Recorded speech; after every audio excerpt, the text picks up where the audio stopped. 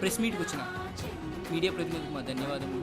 అలాగే ఈ ప్రోగ్రామ్ని టీవీలో చూస్తున్న కోట్లాది మంది ప్రేక్షకులు కూడా మా ధన్యవాదాలు.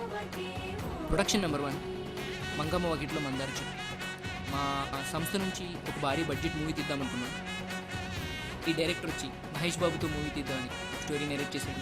స్టోరీ నెరేట్ చేస్తూ సార్ మహేష్ బాబు ఎందుకు, అసలు ఈ సినిమాకి మీరే యాక్టర్ నన్ను కన్విన్స్ చేసి బ్రతిమిల అందాల కుందనపు బొమ్మవని జత చేరుకు